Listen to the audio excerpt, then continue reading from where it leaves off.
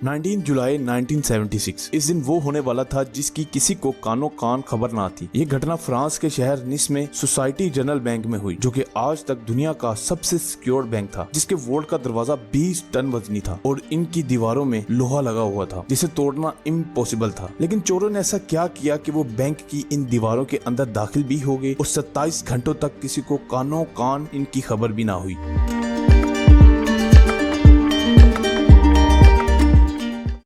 ये 19 जुलाई और पीर की सुबह थी जब बैंक ओपनिंग का टाइम था और बैंक का सारा स्टाफ बैंक में पहुंच रहा था। हर किसी के लिए ये दिन भी नॉर्मल दिन की तरह ही था, मगर उस वक्त तक जब तक वोल्ट का दरवाजा ना खोला गया। हर दिन की तरह इस दिन भी बैंक का स्टाफ वोल्ट के दरवाजे को खोलने के लिए गया तो वोल्ट का दरवाजा ना खुला। काफी कोशिश करने के बाद भी दरवाजा अपनी जगह से ना हिला, मगर बैंक के स्टाफ के लिए इसमें कोई हैरत की बात नहीं थी, क्योंकि इस वोल्ट के दरवाजे का वजन 20 टन था, जिसकी वजह से ये आए दिन मसला करता रहता था। बार बार कोशिशों के बावजूद भी जब दरवाजा ना खुला तो बैंक के स्टाफ ने एक्सपर्ट्स की टीम को बुलाने का फैसला किया। कुछ ही देर बाद एक्सपर्ट्स की एक टीम बैंक में पहुंचती है और वोल्ट के दरवाजे को खोलने की कोशिश में लग जाती है। कई घंटों की मेहनत के बाद भी एक्सपर्ट्स इस वोल्ट के दरवाजे को खोलने में नाकाम रहे। ये सब देखकर बैंक के स्टाफ को कुछ गड़बड़ महसूस हुई और मजीद वक्त जाया किए बैंक के स्टाफ ने वोल्ट की दीवार में ड्रिल करने का फैसला किया ताकि ये देखा जा सके कि दरवाजा क्यों खुल नहीं रहा। कुछ ही देर में एक हैवी ड्यूटी ड्रिल मंगवाई गई और इस वोल्ट की दीवार में सुराख किया गया। जब वोल्ट की दीवार में सुराख किया गया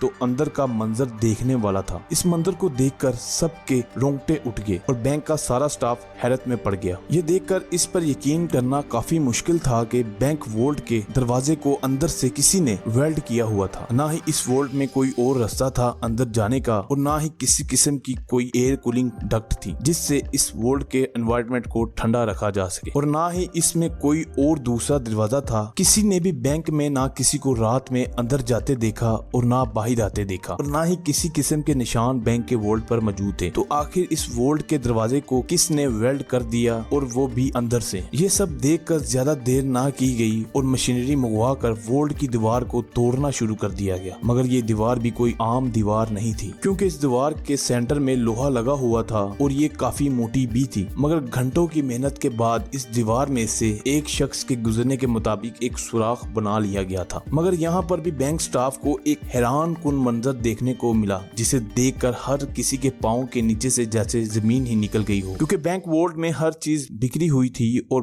वोल्ट के सारे लॉकर्स खुले हुए थे, जिसका साफ साफ यही मतलब था कि बैंक में डकैती हो चुकी थी, वो भी बगैर किसी को पता लगे और बगैर किसी हलचल के। ये सब काफी हैरत अंगेज था, लेकिन इस सबसे भी ज्यादा हैरत अंगेज इस डकैती की प्लानिंग थी। इस डकैती की प्लानिंग की शुरुआत बैंक के अंदर ही शुरू हो चुकी थी, जब एक अनजान आदमी ने बैंक में एक लॉकर लिया, जो इस लॉकर का इस्तेमाल बैंक के वोल्ट में दाखिल होने के लिए करता था। ये आदमी बहाने से वोल्ट में जाकर वहाँ की हर चीज की पिक्चर कैप्चर करता था। इसके साथ साथ इसने अपने लॉकर में एक अलार्म क्लॉक रखा था, जिसका अलार्म सिर्फ और सिर्फ रात के वक्त बजता था। इस अलार्म क्लॉक को लॉकर में रखने का मकसद ये था कि बैंक की सिक्योरिटी सिस्टम को चेक किया जा सके और इस बात की कंफर्मेशन की जा सके कि बैंक के वोल्ट में सिक्योरिटी सिस्टम है या नहीं। इसके बाद इस शख्स ने शहर का नक्शा ढूंढा और इसमें इसने बैंक के सबसे पास वाली सीवरेज लाइन को ढूंढा, जिससे वो बैंक के वोल्ट में दाखिल हो सके, और आखिरकार इसे बैंक के सबसे करीबी सीवरेज टनल का पता लग जाता है। जिसके बाद वो ये अंदाजा लगाता है कि जमीन में कितना खोदने पर बैंक वोल्ट में दाखिल हुआ जा सकता है। इस बात का अंदाजा लगाना काफी मुश्किल था। इसने बगैर और देर किए अपने ग्रुप मेंबर्स से राब्ता किया और इनको सारे प्लान के बारे में बताया कि वो कैसे इस बैंक वोल्ट तक टनल बनाएंगे, कैसे वो बैंक वोल्ट में दाखिल हो सकते हैं। सब ग्रुप मेंबर्स इस काम के लिए तैयार हो जाते हैं और काम पर लग जाते हैं, लेकिन इस टनल को खोदने में काफी देर लग रही थी, क्योंकि इस टनल को खोदने का काम रात में बगैर किसी मशीनरी के किया जा रहा था। 2 महीनों के वक्त के बाद 18 जुलाई की रात को ये सब बैंक वोल्ट में दाखिल होने में कामयाब हो गए और बड़े सुकून से अगले 27 घंटों तक इन्होंने दिल खोल कर लूट मार की और बैंक वोल्ट के दरवाजे को अंदर से वेल्ड कर दिया जाता है ताकि कोई अंदर आ ना सके। डकैतों ने 4000 लॉकर्स में से 400 लॉकर्स को तोड़कर इसमें से तमाम कीमती अशिया लेकर वहां से फरार हो चुके थे, जिनमें करेंसी नोट और गोल्ड ब्लॉक्स शामिल थे। पुलिस ने जब इस केस की इन्वेस्टिगेशन की तो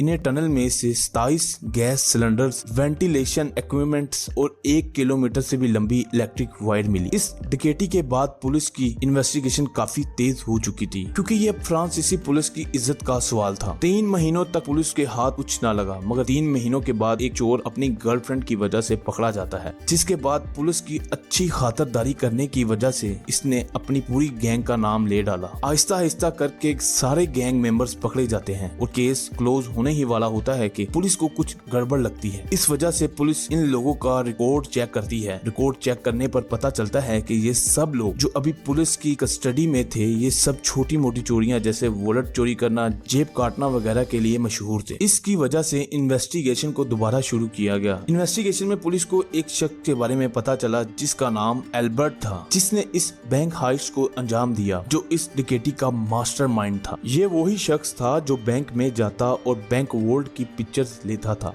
और इसने बैंक में अलार्म भी रखा था, जिसकी वजह से इसे मालूम हुआ था कि बैंक वोल्ट में किसी किस्म का सिक्योरिटी सिस्टम मौजूद नहीं था। ना कोई अलार्म था और ना कोई वोल्ट में कैमरा मौजूद था और ना ही गार्ड्स, क्योंकि बैंक के स्टाफ को अपने वोल्ट पर इतना यकीन था कि वो इसे अनब्रेकेबल मानते थे, जिसे एल्बर्ट ने अपने दिमाग से ब्रेकेबल कर दिया था, जिसकी वजह से बैंक की रेपुटेशन तो काफी ज्यादा खराब हो चुकी थी। जब पुलिस ने इसे ढूंढकर अरेस्ट किया तो ये देखने में कहीं से भी क्रिमिनल नहीं लगता था। ये एक मामूली सा फोटोग्राफर था जिसकी शहर के बाहर एक छोटी सी दुकान थी। पुलिस ने जब एल्बर्ट से पूछा कि बैंक हाइस्ट का मास्टरमाइंड कौन था, तो इसने पुलिस को बताया कि इस हाइस्ट का मास्टर वही है और इसने दीवार पर वो मशहूर अल्फाज भी लिखे थे जिसका मतलब था बगैर किसी हथियार के, बगैर किसी नफरत के और बगैर किसी तशद्दुद के। जब पुलिस ने एल्बर्ट को कोर्ट में पेश किया तो एल्बर्ट ने कोर्ट में पेश होने से पहले इसने एक सफेद कागज पे हाइस्ट का प्लान, लूटी हुई रकम एक कोड वर्ड में लिखी थी, जिसको वो सिर्फ जज को देना चाहता था और जज से इसको इसकी परमिशन भी मिल चुकी थी। जज एल्बर्ट को अपने कमरे में ले गए और पेपर को जैसे ही जज पढ़ने लगते हैं तो एल्बर्ट ने जज के कमरे की खिड़की से नीचे छलांग लगा दी। एल्बर्ट एक गाड़ी के ऊपर जाकर गिरा। एल्बर्ट को कुछ नहीं हुआ क्योंकि कमरा फर्स्ट फ्लोर पे मौजूद था और एल्बर्ट एक बाइक पर बैठकर निकल गया और लाख कोशिशों के बावजूद भी पुलिस ना पकड़ पाई। जिसके बाद एल्बर्ट कहाँ गया किसी को कुछ पता नहीं। एल्बर्ट की माँ का कहना था कि एल्बर्ट की बॉडी को इसके घर के बाहर रखा गया था और 1989 में एल्बर्ट अपने इख्तिताम को पहुंचा और बाद में इस केस को बंद कर दिया गया। उम्मीद करता हूँ आप सबको हमारी ये वीडियो भी पसंद आई होगी और उम्मीद है कि आप सब वीडियो को लाइक भी करेंगे और चैनल को सब्सक्राइब भी करेंगे। मिलेंगे अगली वीडियो में।